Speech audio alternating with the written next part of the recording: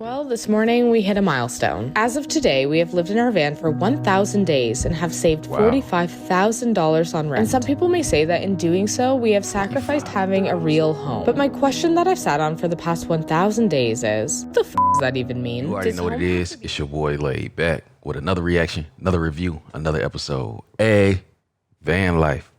You up to bat. Bah. It's your boy Laid Back. Welcome back to my channel. Hey, two things we gotta do. You gotta hit that subscribe button. I'm drinking this water. You already know what it is, man. You are the prize in 2025. You are the prize in 2025. Make sure you hit the like button. Make sure you hit the notification bell. Stay up to date with all the videos. We back with another one, man. Hey, if you haven't, I'm just telling you, go ahead and cop the merch. It's fire, man. Perfect gift for the holidays, man. Well, we back with another one, man. I seen that you guys, was interested in the off the grid life type stuff. So I was like, what about some van life stuff? Because a lot of people is doing this now. And I'm not too familiar with the van life stuff, but I do know some people got some real illustrious setups. So you make it to the end of this one, you a real one for real. I just gotta say that. But look, make sure you share this with the last person you text in your phone. Make sure you do that. Hit that like button too. But let's go ahead and get into it. Fire Squad, what's popping? Let's get it. My biggest struggle in van life is right now, I would say it's staying active. Specifically, having a routine that prioritizes moving my body and getting outside. Because I'll be real, living in a stationary home makes it so easy to create routine and get movement in every day, but with a van, your routine is always changing and things are far more complicated than being in a house. And honestly, I've found myself making so many excuses as to why I can't do things, which is so easy when you live on the road because there are always 100 things to do. I swear, I never get a moment when there isn't a task on my plate. Whether that is needing to do my dishes, fill up my water, empty my pee jug, drive so my batteries don't die, you name it. And honestly, the first 3 months on the road were really hard on my mental health. Because for one, I had no idea what I was doing, and two, I had not established a routine at all. I was completely winging it and going on vibes, which I found was not the smartest approach because in the end, my only priorities were working and making money, along with making sure my van wasn't a total train wreck 90% of the time. I had no intention behind my routine or what I was doing, and I see now that if you live in a van and want to get outside, you have to have discipline, even if it sucks sometimes. But trust me, life, my mental health, my everything is so much better now that I have prioritized active movement, and I hope you will too. How to design the perfect van layout. Step 1 is writing down what you want to use the van for and your non-negotiables. In our first van conversion, we wanted to use it full-time and be mostly off-grid. So for us, an indoor shower and a full kitchen were a must. Step 2 is taking measurements of the van. Hey, you got an indoor shower, you good. I mean, in the kitchen and stuff like that. But if you can get an indoor shower, I gotta see. Let me just calm down. Let's just see how this stuff is set up. You want to try and be as accurate as possible, as these will inform your model. Next, you want to use those measurements to draw a basic floor plan, and this will serve as the basis for the first taping out. At this point, don't forget things like windows and ventilation. From here, you can do a 3D model. This is Fusion 360, which is free if you're a student, but SketchUp and VanSpace 3D are also great options for beginners. The final step is to tape it out one last time. Check that everything fits in the space, that there's good weight distribution and good flow. Follow for more van build content. Bye. That's it. I used to get on here almost every single day and talk to you about how much cheaper van life is financially than renting an apartment. Now, as you can see, I'm not in a van anymore. I lived in my van for 3 years. Really? And now I am temporarily renting an apartment. And let me tell you, I was right. Paying rent is just how I had remembered it. Horrible. When I was living in a van, I could live off so much less money, and I was traveling full-time and saving money while making less. Rent really does just feel like an endless money pit that only really benefits the landlord. Don't get me wrong, there are pros and cons to van life and renting a place. And I'm not currently looking at going back to full-time van life. The town that I'm currently living in is just not van life friendly at all. And look, I understand what a luxury and privilege it is to be able to make that choice. But it is honestly so draining watching your paycheck just go to rent. Look, there are definitely pros and cons to van life. I'm not going to pretend for 1 second that it was all sunshine and rainbows. But one thing is for certain, van life and traveling full-time is cheaper than just being stationary and renting. People love to ask, how do you afford to live in a van? My question then, and my question now is, how do you afford rent? Hey guys, I'm Lucas, and here's a tour of Odyssey. Right when you open the door, we have a floor-to-ceiling garage meant for all sorts of gear. Coming inside, My man said floor-to-ceiling. He said floor-to-ceiling garage. All right.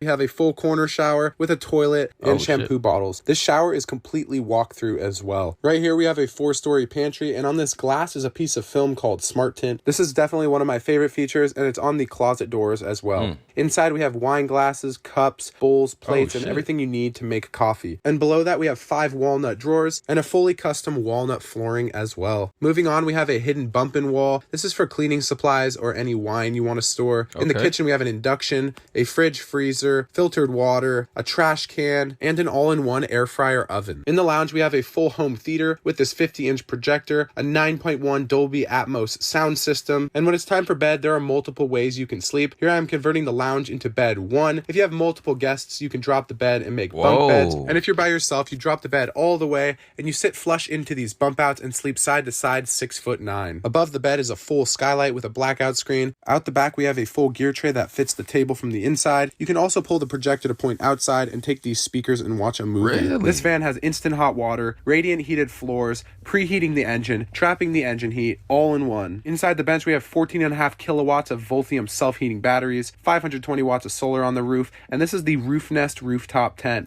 This can sleep 2 comfortably, and just a fun addition to this build. Yo, that's fire. Would you live in a van? It's a travel day in the van, so let's go on an adventure. I woke up this morning extra groggy, which was easily fixed by a large cup of coffee. I didn't have a deadline to get to my destination, so I took the morning pretty slow. I've been up in Washington for about 3 weeks, climbing, jumping in rivers, and hanging out with my friends, but I thought I'd switch it up for a little bit. On travel days, especially big ones like this, it is imperative that I get my body moving, or else I just feel awful. I ran 2 miles and then went to get a little bit of work done before officially hitting the road. If you hadn't guessed it already, I am headed down to Oregon, and I think driving from Washington to Oregon is the funniest thing because you just have all this like farmland and then a random mountain in the distance. This truck was also tailing me for like 30 minutes and it was getting on my nerves. Anyways, once I got to Oregon, I made a quick little pit stop at my favorite place ever, aka Trader Joe's. They don't have one of these in the town I'm staying at in Washington, and it's really sad. After that, I ran over to REI to pick up a running vest and some more climbing gear. Before calling it a night, I was so exhausted and just wanted to get to camp. So I pulled up to my camp spot, made dinner, packed my climbing bag for tomorrow, and ended up zonking out the moment my head hit my bed. Yo, this seemed like a very interesting lifestyle, though. Well, this morning we hit a milestone. As of today, we have lived in our van for 1,000 days and have saved $45,000 on rent. And some people may say that in doing so, we have sacrificed having a real home. But my question that I've sat on for the past 1,000 days is, what the f does that even mean? Does home have to be a permanent structure? Is it defined by the length of a rental agreement or the size of a mortgage payment? Because if so, yeah, we definitely don't have that. Or is home where you feel safe to be yourself completely, where you return to after a long day of work? Is it where you cook your meals with love and bring your takeout to when you don't feel like cooking at all? Is it where you have your friends over for a glass of wine and laugh until you can't laugh anymore? Or open your doors to invite your best friend in for a cry at 3 o'clock in the morning? Because today I woke up and realized I haven't signed a rental agreement in literal years and have saved at least $45,000 on rent. But in midst of all the chaos in the past 1,000 days, I can wholeheartedly say this big white box had truly become our home. So thank you for letting me share it with you. Yo, this, With every day that goes by of me living in this expensive ass country, I get closer and closer to saying screw all this and buying an RV and living in that crap. Because let's face it, right? Let's really look at the facts. Everything car related nowadays is expensive as hell now. Rent is expensive as hell now, no matter where you are in the country. Especially if you're living somewhere like New York, where you get a studio apartment with like a freaking urinal. You don't even have a toilet in there. It's a freaking urinal, and it's like $3,000 a freaking month or some crap. And none of us are gonna be able to buy a house until we're like 40. Yet for some reason, in a country that's this expensive, I'm still expected to have all that done before I'm 30? How is that even possible? The only people that are pulling that off are scammers and trust fund kids. So I say screw all that, I'm gonna just buy an RV and live in that mug. And you best believe I'm gonna take all the judgment that comes with it. Because you best believe most of these people are just gonna be mad ass haters about it. With an RV, you can really live wherever the hell you want, whenever the hell you want. If you live in Florida one day, you can be like, you know what? I feel like living in Texas. Drive on down to Texas, next thing you know, your residence is in Texas. That's a freaking lit thing. Instead of having to pay a mortgage and vehicle payments, I only have to pay vehicle payments? Cut my bills right in half. And I can make the inside of that mug look as luxurious as I want it to. It can look like a 5-star hotel. Like, this is a smaller RV. But even something like this in New York would probably cost you like $2,000 a month. I really think the only thing that's stopping people from living the RV life lifestyle, or even the van life lifestyle, which is like a notch down from the RV life lifestyle, is societal judgment. And you know what I have to say to that? Man, screw society, homie. That's real. That is real. This is what it's like to live alone in a van in the winter during an extreme cold warning. All right, first up, 5 a.m. wake-up call that only one of us was enthused about, but we got to get the snow off the van and get out of this parking lot. The last few days have honestly been kind of brutal and probably the lowest temperatures I've ever been in the van for. We've had negative 20s, negative 15, and on this particular morning, it was not much better. But there wasn't any wind, so I'm going outside and getting uphill. It'll be fine. I'll be warm enough. So stream of thoughts here for a second. I have and sometimes still do glamorize winter van life. You know, finding good snow, not having to pay for outrageously priced hotels. It's pretty nice. But the other night when it was negative 23 and my heater threw an error code I had never seen before, I was really questioning some choices at that moment. I fixed it. It was fine. But anyways, I had my fun outside, did in fact freeze, and now I get to go to the rec center to gamble on a warm shower. Are my odds usually good at this one? Yes. But have I had less than desirable water temperatures? Also yes. Today's was not quite scalding, but not lukewarm. My hair is way overdue for a wash, but there was absolutely no way I was walking outside today with wet hair. So we wear a hat and delay another day. And yeah, so winter in the van can be nice. I survive. I love a cozy snowy evening in here, but during the day, I gotta be elsewhere. Otherwise, I'll go stir crazy. I think for me, it's just the space. It's so tight in there. But then they said the van life and the RV life is different. You know what I'm saying? The RV life is like a step up. I don't know. I just got to see more. But, you know, this is very interesting so far. My name's Evan. This is my van, Tina. And today I'm going to do a van tour. So Tina is a 1989 Toyota Hiace. It's a YH63 model. She's got the old retro front end. I've upgraded the headlights to new LED ones though. Now another thing about Tina is that I've gotten rid of the stock motor and I've put a supercharged V6 in her. So now she goes pretty good. So what I just did before is I turned the van on. I had the microphone right here. The microphone maxed out and you couldn't hear anything, so I'm gonna use this stick, have the microphone just here instead, so hopefully that picks it up. In the back here, I've installed a full electrical setup. I've got a 200 amp lithium battery from King's, and my fan that I use at night is charging here on the control panel. Got a smart battery isolator, a solar controller, and an inverter. And then if I pop up here, there's the solar panels on the top there. Now the amazing thing about Tina is that when I was doing the fit out, I have no experience doing any woodwork or anything like that. Now, I didn't measure anything when I was buying everything for this. I bought the fridge and I thought, I reckon that'll be... Right, it'll fit. I reckon that'll be around about the right size. Perfectly fits just up to the window height. Now, people say, measure once, cut twice, but I just don't measure at all. It's just happened to work so far. Now, this is my little kitchenette. Not very flash. This just folds out like that, and I can put, this is my little stovetop in there. I can just put that here, cook outside, and then I've got all my cooking stuff in there. So, this is Tina the Toyota, and she's my pride and joy. If you see us on the road, say hi. 1989, that joint looks strong as hell. This is what it's like living out of the back of your van and spending the night alone at a truck stop on a rainy day. So after pulling into the parking lot and finding a spot in the back that was kind of level, I decided to head inside to the truck stop to use the bathroom so I didn't have to use the one in my van, and then headed over to the convenience store to get myself some snacks. And if you've never had them, you got to try those Dots pretzels. They're so good. Yeah, after that, I walked out and there was a bunch of little vending machines, so I tried to win a Nintendo Switch on this machine that I had never played before and ended up failing miserably and wasting $1. So I accepted my defeat and headed back out to the van, which is pretty much the only place that I could hang out because I am at a truck stop. I decided to take my laptop out of its secure van mounting and get some work done on editing my latest YouTube video for a few hours. And then after I got bored with that, I decided it was time to play some Xbox, and the only game that I have downloaded right now is Fortnite. So I played a few games of that and then realized that I am actually horrible at the game, so I stopped doing that. And then it was time for dinner, and I didn't really have that much food in my fridge or in my pantry, so I decided to make these weird halfway grilled cheeses out of some hoagie rolls and cheese that I had in my fridge. And surprisingly, they actually turned out halfway decent. And I decided to enjoy those in bed because why not? While watching my favorite YouTuber of all time, myself. Just kidding, I didn't actually do that. I just watched some Suits, and then I went to bed. Interesting. Do you live in this van? Yes, I do, man. Can I get a tour? Yeah, come on in. That's my kitchen. You can Haitian, it's called bleu. It's very healthy. So red beans and cow. Yeah, I got the cooler here, you know, it keeps a couple things in there. This is my dungeon generator over here to charge my products. Dresser here as well. So I'll fill that up. I can use that to water my garden. I also take a shower with that too. Front is more storage. Yeah, just like this little storage area. Right now, this is what I can afford. I gotta take care of the family back home in Haiti. So whatever I make, you know what I'm saying, I gotta send it back home to support the people. How many people are you supporting right now? 13 brothers and sisters, and I'm housing 6 nieces and nephews, and I pay for the schools and everything. In order for me to continue to do that for them, I have to cut down on my expenses and my living until I'm making enough money, you know. I love planting, I love the garden. We got peppers, we got sunflower, we got potatoes, beans, 2 pigeon peas. I just got my new dragon fruits. Sometimes life will hit you hard, find a way to go around it. Instead of sit there, like put your head down and complain and whining. Hopefully one day I get my own place, you know, with the yard. I'm blessed to be here. You know, it's not much. For a lot of people, this is like poverty. But to me, it's an opportunity. Opportunity. I like that mindset, brother.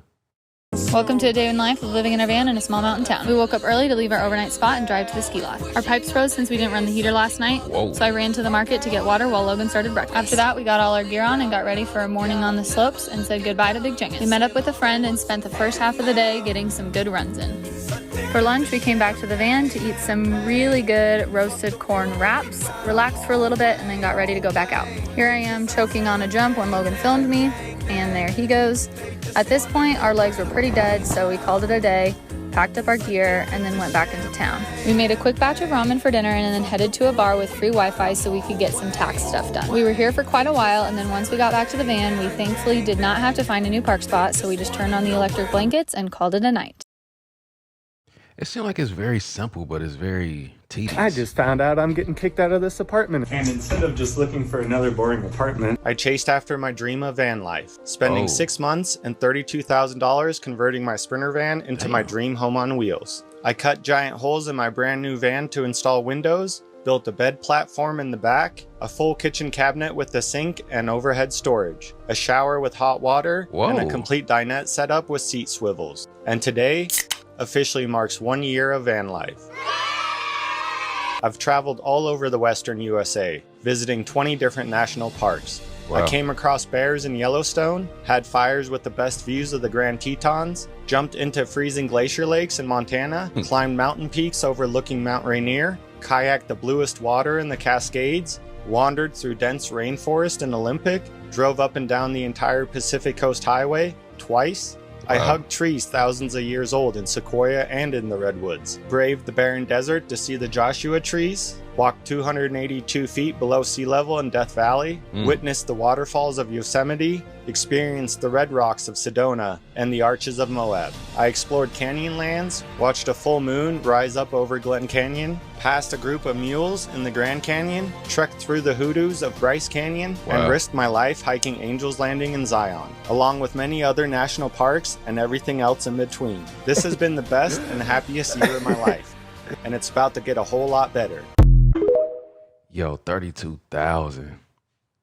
I live out of the back of this van, and I think most people truly underestimate how valuable having a stealth van like this is. And what I mean by stealth van is there's nothing on the outside that's a dead giveaway that this is a conversion van or that someone's sleeping on the inside. I like that. Unlike a van like this that basically screams someone's living in it. And the reason that I think it's so valuable and so underappreciated is because you don't always want to sleep out in the wilderness in spots like this. Sometimes you want to sleep on city streets, or you want to sleep on a side street at the beach, or maybe even in a Walmart parking lot where you're allowed to sleep, but you don't necessarily want people to know that you're sleeping in there. For example, for the past 3 weeks, me and my girlfriend were traveling up and down the California coast, staying in the back of my van. And pretty much the entire time we were sleeping in the city and on side streets and in neighborhoods, and we never got kicked out or bothered once. As a matter of fact, the entire time that I've lived in this van, I have never gotten kicked out of a spot, and I've never had someone knock on my door. So if you're planning to build out or buy your own van, depending on what kind of travel you're planning to do, it might be beneficial to make the outside look as lame as possible.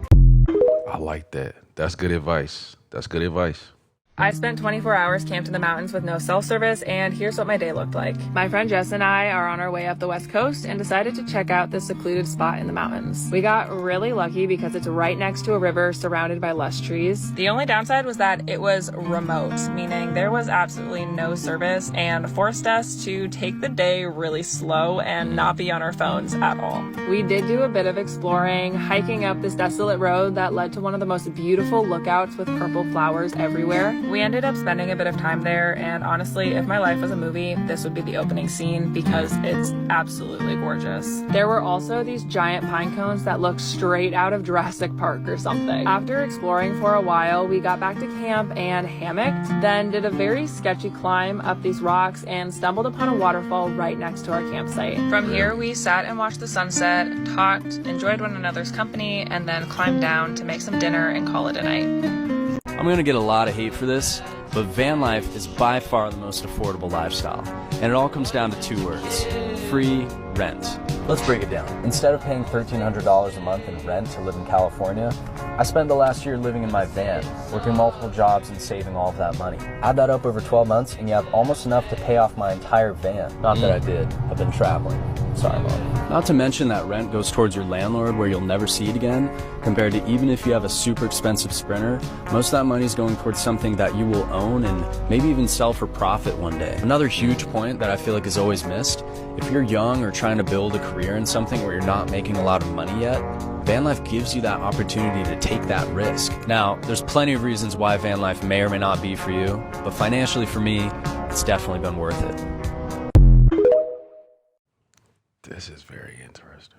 So you've been thinking about buying a van. Here are some things you should know. Number one, is this lifestyle suitable for you? Might sound crazy, but every day you will need to make an effort to meet your body's basic needs, like conserving water, maintaining power, finding bathrooms, or taking out a jug of your own urine. So you should consider if lots of extra daily chores are something you can handle. Then of course there's the hot topic of budget. Most folks will need to take out a loan, so consider how many years you are comfortable paying for this investment, while knowing that this would be much cheaper than rent, and you get to own it in the end. Are you building it, or is a conversion company? These prices will differ greatly. Next, how are you going to travel? Are you planning on off-roading, spending time in the snow? These questions will help determine what type of vehicle you need. Then of course there is the actual build. Are you planning on working from your van? If so, you might want a convertible setup to make your van feel much more livable inside. If you prioritize lots of stuff and outdoor gear, you'll probably want more garage space than livable space. The biggest advice we can give to anyone wanting to do van life is to be open to changing your mind. You're already making a big leap, so know that you are never stuck with one build or even one rig. It's your life, and if your dream is to get on the road, try it out. There's no time like right now. You can always tweak your tiny home and change things along the way. Your tiny home. Your tiny home. Day in the life living out of my van in Devon. I woke up in the most magical spot to the most unreal views. Dang. And the park up was free. I had to have a cold shower because the van is like a sauna. It is scorching at the moment, but I'm definitely not complaining. And then it was time to get coffee and breakfast on the go. I mean, what a spot for it. I could have just stayed there all day, to be honest. So got my breakfast down me, did the washing up, and then I cleaned the van and made the bed. So the van is a DIY conversion. We self-converted it over the past 6 months. I'm just getting used to the new layout. It's so much better. I love it. And then I got myself ready to head down to the beach and along the coastal path. It was absolutely breathtaking. The weather was unbelievable. The views were just stunning. Got myself to the beach, keeping myself hydrated because it was a scorcher. The water was just crystal clear and so refreshing. I had a beach day, and then I headed over to a place called Rockbox, got myself a burger and relaxed for the afternoon. There we have it. That's why I love van life. Yo, it seems so relaxing though.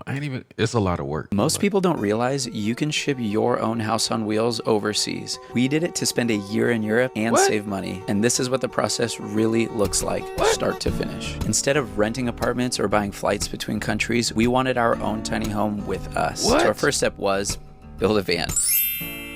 For the remaining steps, there were a few surprises we definitely weren't prepared for. But from the very beginning, our biggest questions were, how much does it cost? What city will we ship out of? And how long is the van on the water? All of these questions were answered the first day after we started our booking through Seabridge. They know logistical strugglers like us exist, and they know where all the blind spots are. So they emailed us a checklist for every stage of shipment. First checklist, documents and information exchange. Once they had documents, our timeline, and vehicle dimensions, they provided us with the various routes, dates and price estimates. After we made our selection of Baltimore to Hamburg, Germany, which would take about 3 weeks to ship, we locked in for around $5,000. Your van is probably smaller and lighter than ours, so keep that in mind. And time of year and direction of travel also influence price. So when you break down prices of places, vehicle/camper rentals, and transportation in Europe, you find that the economics become pretty easy to calculate if you plan to stay for a bit. Plus, we get to stay in our own custom floor plan with all of our own belongings. So follow along to see what prepping and shipping the van actually looks like. Fun fact, I had to dress like a dock worker in the process. They got a big boy van though, with tires and all that. So a quick rundown on this van. We've gone for a black and copper theme in this one. We like the idea of the chunky wood. But we have got, so the electrics are just down in here. That is powering the lights. It's also powering the tap. It's powering the hob as well. There you go. There you go. It's also powering the voltmeter and USB down here. Okay. So that's all the electrics, which is pretty straightforward. Then, well, we've got the sink. We've got the plumbing coming straight underneath, straight into the wastewater. We've got the pump back there, the water pump, so it will feed up through the copper pipe, come out, and then come back down into the wastewater, which will keep emptying. That's those. There's 3 seats in the front of this van. So just in case, we designed it for 3 people. So you got 2, you could even fit 3 people there if you wanted to. But we also made another pull-out chair. And for when you want to dine and sit in, we have got a table. Which simply plugs into the floor. And then it's got this bit on the bottom, which you quickly attach. There you go. So then you got your table. Got the bed just on this side, which is really nice. We have decided to only carpet the walls, as you can see. The reason being is the mattress is a small double, which is 6 foot by 4 foot. So the fact that there's sort of 2 inches on the end here and 2 inches on the end there, because we haven't insulated it, it makes the bed a little bit longer. So say 6.4 foot, which would fit most people. Gotcha. We've got a nice little shelf up here. So we've got herbs, a few pastas and rices, your whiskey or whatever you want in the evening, and a nice candle just for the decor. Fireball. And then I'll just bring you around to the back. But that's what it's looking like. Straight round to the back. Plenty of storage underneath, so if you wanted to take your bike or whatever you wanted in there. And yeah, that's van number 2. Van number 2? They got 2? Hello, come spend a crazy Friday evening alone in the van with me.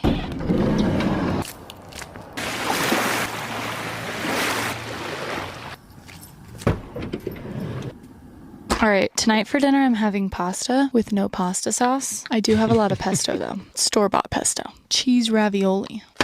Pasta with no pasta sauce is funny. I am a one-pan wonder household. That means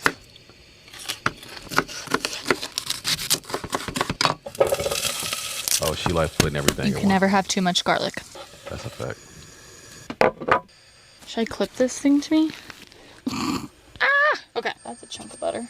So one thing about living in a van is you get really good at parking lots. So what I mean by that is right now I'm in a parking lot, but this isn't my sleep parking lot. This is my hangout parking lot. I had my morning parking lot, and then after the morning parking lot becomes the afternoon parking lot. So like when I'm in between working or doing activities, that's where I hang out. And then right now I'm in the evening parking lot where I will not sleep, but I will make my dinner. All the windows are covered. Like it's not too obvious that I'm in here, but like what am I doing outside right now? On a trail? No. Am I running out of propane? Oh, I have an extra bottle, but hopefully it works. Okay, SOS. This is why I have backups. I need to get more backups. You've got to be shitting me. I think I was putting it in wrong, so let's look at that.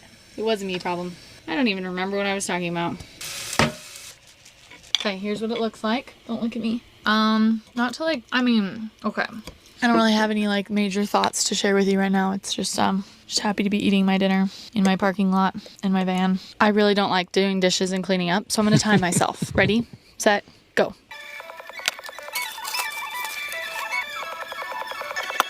Ho ho, 10 minutes, 2 seconds. It's time for a sweet treat. I have no sweet treats in here, so we must go get one. What do you think?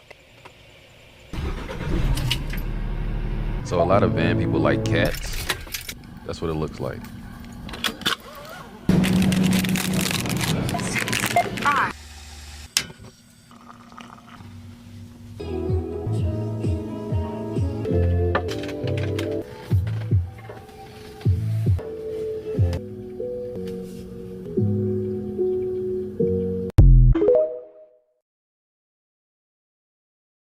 I like what she said. She said she got like 3 or 4 different parking lots because she like, yo, I can't stay somewhere too long. People be trying to, you know what I'm saying? You got to be smart out there. I like that. This is a realistic morning routine living in a van in freezing temperatures. At no later than 5 a.m., I'm awoken by a couple of gremlins ready for their morning hunt. After letting them out and trying to go back to bed, I realize I can't. I need to warm this place up. So I get up and turn my diesel heater on. After that, it's time to reheat my hot water bottle from last night, so I get the kettle boiling. While I wait for that to heat up, I like to stand in front of the heater vent and do some stretching in the hallway. Getting a little movement and flow in, as well as hydration, is so helpful first thing. Looks like Max has left his bed to steal my warm spot, but no worries, Max. I'll get this place warm and toasty in just a jiffy. I'm pretty sure that this thing is my best friend in the wintertime. It's kept me warm for so many hours, I think I've lost count. Chi-Chi is back from her morning hunt.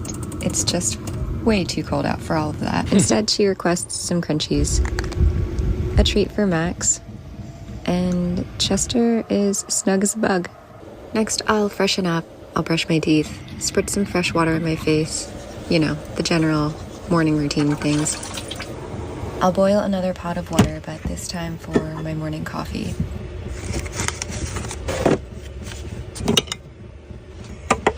I've been enjoying adding a little cacao to the French roast. It's said to help increase inner warmth and gives me all the lovey feelings. And while that's steeping, I also make a lemon ginger honey water in the morning to sip alongside. Like that. Now that I've got some hot beverages and a comfy hot water bottle, I head straight back to bed, ready to read or journal because... I like that.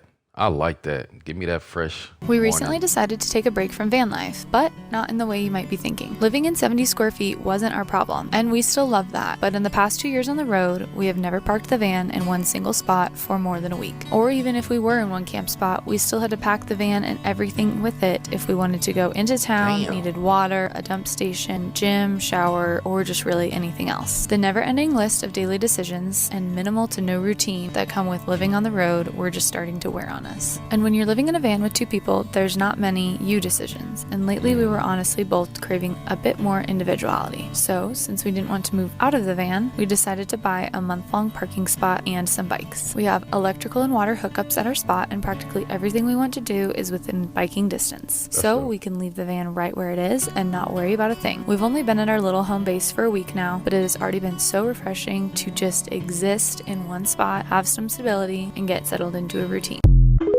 I like that. They needed a change of pace.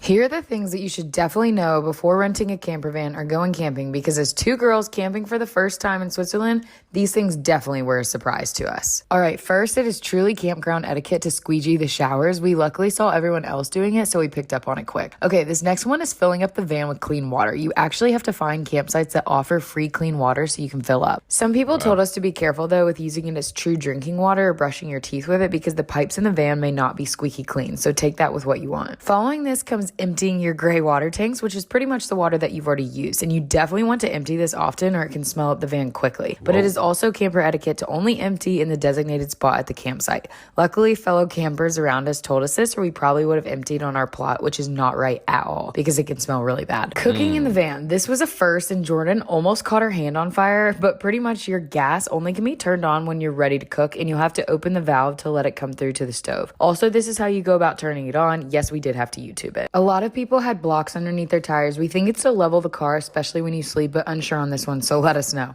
We also slept the wrong way on the rooftop tent on the first night and put our head on the side with like no room. Just know this is where your feet go, and make sure you put your head at an angle of the van where your head is higher than your feet so that the blood doesn't rush to your head. Also probably why people use the blocks. When you shower at the campgrounds, be prepared to press the showers for water every 10 seconds and know that Wi-Fi at campgrounds can be very spotty. Next time we will be more prepared. Have fun and follow Where To Next, y'all, for more.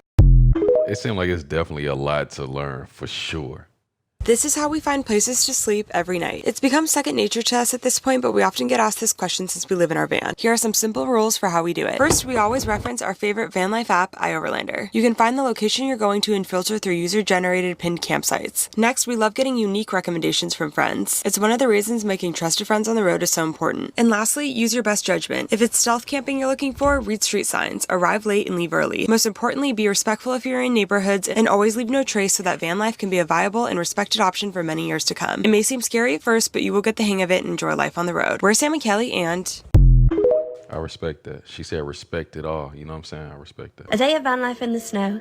This morning we drove higher up into the mountains where the trees have been dusted in snow. We don't have any heating in the van yet, so we all put on layers of jumpers before heading outside for a wintry adventure. We packed loads of spaghetti in our backpacks because nothing beats eating pasta at a viewpoint after a hike. And then we set off into the woods. We'd heard about a bunch of lakes hidden in the Spanish Pyrenees which can only be reached on foot. It was supposed to be a 90-minute walk up to the lake, but somehow it took us 3 hours because we are always getting distracted by all the pretty things. As much as van life can be tricky in the snow, we just feel so lured towards it. Everything looks like Narnia and everyone becomes enchanted and childlike again. By the time we actually reached the lake, the sun was already going down, but we didn't care. We sat there mesmerised by the mountains, shoveling spaghetti into our mouths. We honestly couldn't believe that this was Spain. It felt like how we imagined Canada or Alaska to look. We stayed there soaking it all up until the moon came out, telling us to head back to the van. It was already dark when we arrived home and settled down for another night parking on the wild side. I like this. I converted a van at 17 years old. Now I live in it full time, and I'm gonna give you guys a short rundown on how I did it. First, I saved up some money, and then I bought my van on Facebook Marketplace. Private sellers are the best way to go because you can haggle them down a couple thousand. Then I got to building. All the tutorials are on YouTube and they're super easy to follow. Really? Day by day, I took it really slow. Over a process of 9 months, I was finished with it. This is how it came out, so if you guys want to follow along with my adventures and learn how I did this some more, hit that follow button. Woo! At 17? So you want to know how I can stay in the van in Europe for over 90 days? Well, sit down, it's about to get complicated. If you're new here, I'm Willem, and I've lived alone in a van for over 400 days exploring Europe. This is a new mini-series called Van Life Behind Closed Doors, where I'll be going through my most popular questions about van life and anything outdoors, and giving you some honest answers and insight into my life on the road. Some good, some bad. Europe, European Union, and the Schengen Zone, 3 different things. All we care about today is the Schengen Zone. Schengen Zone is an area of free travel between agreed countries. As a UK citizen, you can only stay in the Schengen Zone for 90 days in a 180-day rolling period. This is where it gets really confusing. That doesn't mean you can come inside the Schengen Zone for 90 days and then leave for a day, then come for another 90 days. No. Most people will do 3 months in, 3 months out to keep it easier. You can do it however you want it, as long as you don't go over those 90 days. The way to actually stay in Europe for longer than 90 days is to visit non-Schengen countries, including some amazing ones such as Albania, Montenegro, Bulgaria, Romania, and many, many more. This has forced me to visit countries I may not have chose to travel, but have had some amazing experiences in those countries. The problem with Brexit in the Schengen Zone is that more countries are being added each year. Croatia got added last year, and Bulgaria and Romania are soon to be added in. This is going to make it really difficult for UK citizens to travel full time. The other ways you can stay in mainland Europe for over 90 days is work, travel visas, or marry a sexy European. It's a double-edged sword, the Schengen Zone, because it does force you out of the Central Europe and the Alps region, but it does encourage you to travel new regions and discover new things. Some of the best experiences and people I've met were from the countries which aren't part of the Schengen Zone. Researching this online is really confusing. If any questions, let me know, and if I don't know, I'll find out. Peace.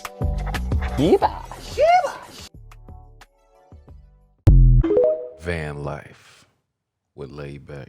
The first question people ask when I tell them I've been living on the road and traveling for 3 years is, what do you do for work? I know one side of the internet loves to assume that it's a trust fund, but no, sorry, that's not it. I'm just going to lay out the whole story here. I did my undergrad in math, my master's in curriculum and instruction, and I started a second master's in computer science education. So I was a high school math and computer science teacher for 4 years. I quit teaching to move into the van and start traveling 3 years ago with my ex-husband. We were living off of both of our savings plus his income from his remote job. We'd used my income from teaching to build the van. My original plan was to do online teaching, so I was in the beginning of looking for those jobs when I decided to post a few silly little videos on TikTok. And bear with me here because I know it sounds ridiculous, but that did change my life. I posted van content that did well, then people noticed that we had a cat in the van, so I started making vlogs of how she spent her day in the van, and then that did well. After a few months, brands started reaching out and I realized I could make money off of editing videos and posting, so I decided to give it a few more months and put all my effort into it, and now that's been my full-time job for over 2 years. I edit videos and content for my TikTok, YouTube, and Instagram pages. Brand deals are the majority of my income. I make a little residual income each month on affiliate links and watch paid ads on YouTube. I still can't believe that this is my life or that this is my job, and I am incredibly grateful and recognize the privilege of being able to travel full-time for work. So thank you for being here. I truly appreciate you, and I really couldn't do this without you. Hey, that's dope. Completely changed her life. She got degrees and all. So I'm currently living in a van in Italy, and we just got to our campsite, and let me just show you guys how insane this is. So the van is right here, right? Okay, let's turn it around. Oh my God. We have the river right there. Look at this. Casually a 5,000 foot mountain right there. And it is stunning. And like always, this place is free. Completely free. You can camp here for, I don't even know how much time, but probably as long as you want to. And it's beautiful. So, 10 out of 10. That shit look crazy. This is how I stealth camp in cities in my van with my cat and dog. And you should trust me because I've been living in vans for 6 years and I've never gotten a parking ticket. Stealth camping means that when you're in cities or urban camping, that nobody's going to look at your van and say, hey, somebody lives in there. Before going to a city, I look up their overnight parking ordinances and their RV ordinances. If there's anything against overnight parking or living in your car, I don't go to that city. We cover our windows so that nobody can see inside. I don't open my fan up all the way because it could be seen outside. And use the Bluetti to power the nighttime lights because these regular lights can be seen from the outside. Before bed, I put my van into drive mode so that I can wake up early in the morning and get out of here before anybody notices. And before hitting the road, we make sure that we plug in our Bluetti so that it's ready for the next day.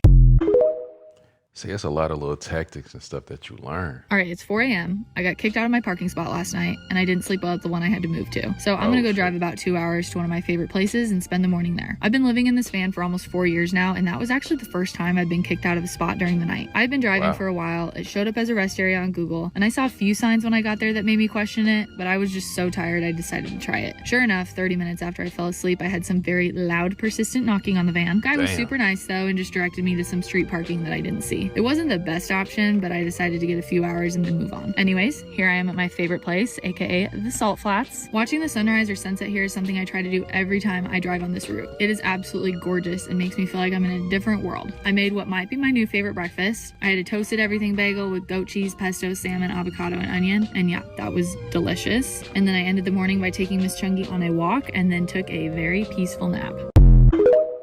That looked super dope out there too. I built out this tiny little Ford Transit Connect in 3 weeks, and this is how I did it. First, I started out by kilmatting the whole van. This is kind of like a sound deadener and insulation. And then I spray painted the whole inside black, which don't ask me why. I thought it was the look I was going for, but I changed it. And then I got a big piece of plywood down for the flooring. And then I sanded and spray painted the roof of the van, making it look brand new. I shoved some insulation in any hole that I could find in the van, and then my dad helped me cut a hole in the roof and install the air fan because I was too scared. And then I did some more sanding and spray painting, and then stained and polyurethaned the boards that were going to go on the top of the ceiling and cut them to size. I installed all the planks that attached to the metal on the ceiling, and after that I was able to squeeze some insulation in the ceiling and put some boards up. But before I did all that, I had to do some electrical work and have the wires in one place. I finished getting the rest of the ceiling up and then installed this shelf, which was going to be my closet, and then started mapping out the dimensions for the flooring, picked out some wood and installed that, glued and screwed all of it, and then it started to look like something. I installed the lights and the battery, and then I started building these cabinets, and I've never built cabinets before, and I almost lost my mind, but but it turned out well. I started sanding and painting and more staining, built a wall out of shiplap with some supporting boards behind it, and this was going to be my little closet, and then started working on this pull-out bed, which my dad helped me with because it literally hurt my brain to do. Stained and cut these cute little boards that were going to be the top of the bed, and then started installing them very carefully, and voila, there's the pull-out bed. It was at this moment that I realized how tiny this van was. Then my dad built this beautiful drawer to hold all my kitchen things, and then we installed the countertop and the backsplash and the anchoring boards to start on the top cabinets. I started measuring out and putting in place the little boards and then making patterns for the sides of the cabinets. Got those into place, and then I did the face of the cabinet and then sanded and painted it all. And then we started adding the finishing touches like this door and these shelf mats and then all the hardware. I installed this little pull-out table thing, which made me so happy, and it started to look like a home. And I officially moved in, and I didn't have time to cut and sew the bed, but this'll do. I absolutely love this space. I love the layout, and I'm so proud of myself, especially for this being my first van build. I've been living out of it for 2 months now, and I can honestly say I've never felt more at home. If you guys want more van content and a more in-depth look at the van build, just check out my Instagram. It is in my bio. She putting in work. She put in hella work. It is time to do my least favorite thing while living in a van, and that is stealth camping. Not only is it just a little bit illegal, it's also just generally unenjoyable. Stealth camping is basically trying to make yourself invisible. This is also the most common time you will get a knock on your van for sleeping in somewhere that you shouldn't. Now tonight I was feeling pretty lucky because the place that I decided to camp didn't have any signs telling me I couldn't, but in Los Angeles there are ordinances against sleeping in your vehicle, and so it's just a risk that you have to take. A couple of things I do to remain discreet are finding dark places to park my van that aren't easily visible, meaning I typically won't be parking under a street light or anywhere that brings attention to my rig. The second thing is I am always putting up my window shades before any of my lights go on. This way no light can get out, and once again it's not drawing attention to my van. The third thing is I try to be as quiet as possible and make very little noise because I don't know who's around the outside of my rig. And that's a crash course on stealth camping. It's not glamorous, but it is van life, and it's something you just have to deal with. Gotta be safe out there. Out here doing van life in Glacier National Park, and here's a tour of our van. Renting through Wander Vans, and it's a pretty basic van, but it really has everything that you need. When you walk in, our bench setup with our fridge. So this thing opens up, and it's a 2-story, I guess you could call it, fridge in here, along with our pantry that exists underneath that bench. When you go this way, you have a sink here, and underneath the sink is what holds all of our water storage. So we have our gray tank and our freshwater tank along with our trash. It's even a little mirror in here, which comes in a lot of handy. This specific van setup has 2 basically full queen size beds. They're massive and very, very comfortable. Maddie's is down on the bottom, mine is up top. And then we have our closet section. So both of our bags fit here. This is where we hang up all of our random jackets, towels, hiking bags, everything. And you come back this way and you have where we drive. There is so much floor space in here. Those are our dishes that we use to cook everything. And even though this van is super simple on the inside, it's really all you need. We have not been in here pretty much the whole time because we've just been hiking and exploring the park, and the weather is absolutely stunning. And we have views like this. It's the perfect cheaper alternative if you want to do van life compared to the vans that I was in April. The views be crazy. How much did it cost me to convert a van to live full-time off-grid? Here it is, full cost breakdown. For reference, I've got no experience as a tradesman. It took me 77 days to build on a driveway in the lovely British weather. We're starting off hot on the wheels. I spent £1,000 on all-terrain tyres and a pair of lightweight Rogue alloys. All-terrain tyres will be the first thing on my next van build. Next, I spent £2,000 on my off-grid electric system from Vunk. It's got 220 amp hours of batteries, 345 watts of solar, an inverter and a DC to DC charger. 5 individual windows plus fitting kits, £862. Made a bed out of spare IKEA parts and a custom foam mattress for £245. All the wood I got from a local timber merchant, from framing the cabinets, the tongue and groove to the ply. Other than this 33mm kitchen top I got from Wix, £860. £350 on this fridge freezer, which was a game changer when I had injuries, for ice packs. I've got a refillable LPG system and double gas burner, which was £450. Chinese skylight and vent, another £350. My insulation for all the van was £250. £100 on my own DIY roof rack system. £200 on a sink tap and 50-litre water system. £100 on the vinyl floor with carpet fix. £100 carpeting out the roof and the side of the van. Probably looking at another £500 worth of nets, paint, sliders, knobs and other hinges and brackets like that. All in all, I've spent about £7,000 building my home on wheels, which I've lived in for 2 years. Let me know down below if that's what you expected, and I'll see you in the next one. Peace. I'm getting itchy feet. It might be up for sale soon, and we're going to build another van, so stay tuned for that. He's smart. He's smart. He gonna mess around and sell that, flip that, and get a, This is a valid concern, so here's how I stay safe while living in a van. First, look at this view. Oh my goodness. Okay, here we go. First, I trust my gut. If I'm in a place where I don't think I'm safe, I give myself full permission to leave. I try not to drive at night and I show up early to camping spots. And I have a security system in my van. The security system I use is called Simply Safe. Let me show you how it works. I have door latches on all of my doors around my van. They just look like this. And I can arm the system using either that keypad or this key fob. So if I'm home, I press home. Simply Safe on. Home.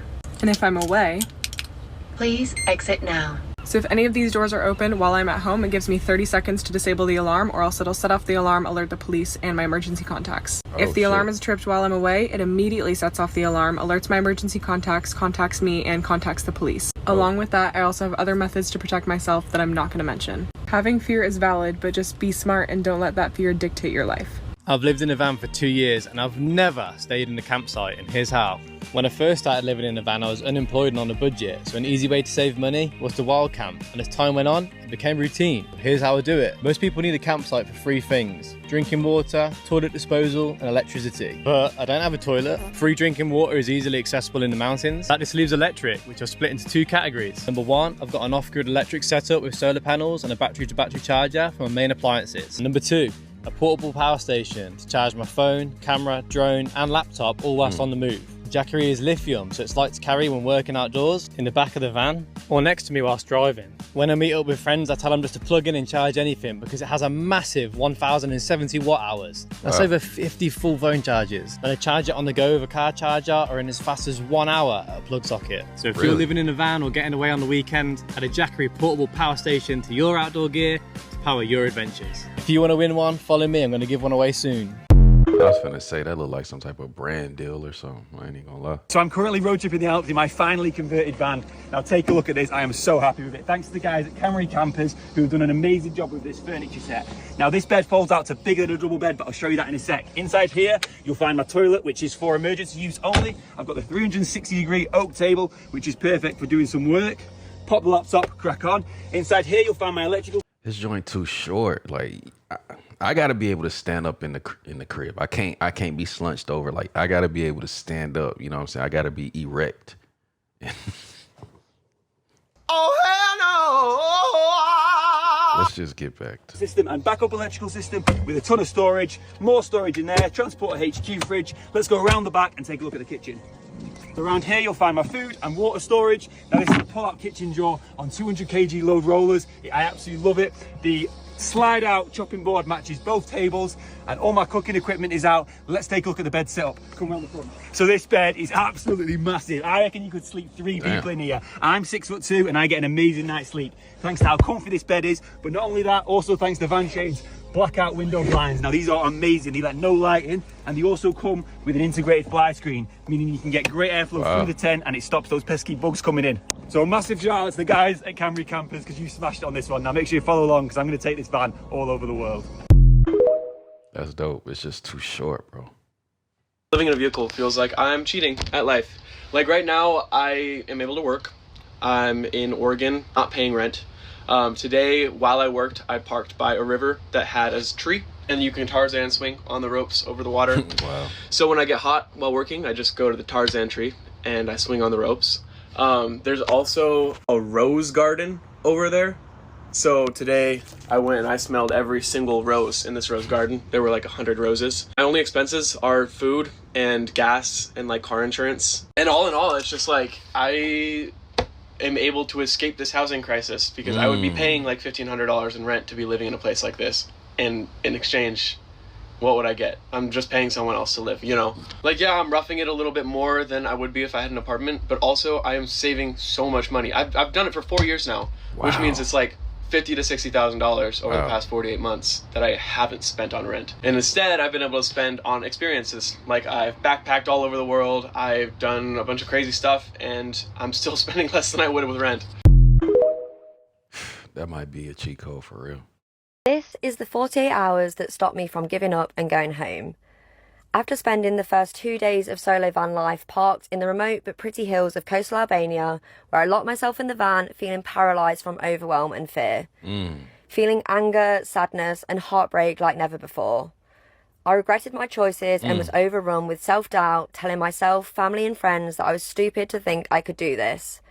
Until the 48 hours that followed, where, one baby step at a time, I overcame things that I'd convinced myself I couldn't do. I successfully, without panic, drove through lots of very questionable Albanian roads and took myself to a beautiful campsite. This in itself felt huge, and the place was perfect. It was peaceful, surrounded by nature, beautiful mountain backdrops, and smelt like flowers. I was able to get some jobs done whilst feeling at ease at a campsite. We watched the sunset over the mountains from the van, and I had the best night's sleep. This day, I was proud of what I'd overcome. The next day, even though I was terrified to do so, I had more jobs to do. I drove through crowded, crazy villages to do a food shop and filled up at a petrol station. 2 very simple things that I was honestly so scared to do alone, but I did. What followed was a day that honestly felt like I was on cloud 9. I drove to a tourist spot filled with self-doubt, thinking that I wouldn't be able to park and it wouldn't work out. But I did it, and it was honestly so unbelievably worth it. The beautiful views sparked as a gentle reminder as to why I'm here. I followed the river, driving through canyon roads, which I was convinced would be terrifying, but I actually loved it. The drive was so beautiful, and I stopped at almost every opportunity to take photos. I nearly cried actual tears of happiness when I parked the van here. Proud that I did it, and I did it by myself. It was the best day, and I was left on such a high, overcoming my fears and rewarded with such beautiful surroundings. Not everything went to plan, but when you're on your own, you just have to get on with it and overcome any obstacles. I was immensely proud of myself, as well as surprised that I could actually enjoy exploring on my own. This day, my mindset shifted, back to knowing that I can do this and that I want to do this. Thank you, beautiful Albania, for showing me how amazing solo van life can look and feel. All right, guys, that was another compilation, man. That was van life. Y'all let me know in the comments. Hey, are you interested in van life? Is that something that you would do? Or are you doing that right now? Because I know in the Off the Grid video, I've seen a couple comments like, yo, I've been watching you and I've been off the grid for X amount of years already. So is it people out there that's already living the van life? If so, what are your thoughts? What are your, like, what is your experience out there? Also, if you made it this far, you a real one for real. Make sure you put that in the comments, man. But this is very interesting. This is it opens your mind to something different and not just the conventional ways of living. There's many different ways that you can live your life, and this is just one of them. So y'all let me know in the comments what y'all think. But hey, till next time, self-love and positivity. Fire Squad, I got you. You know it.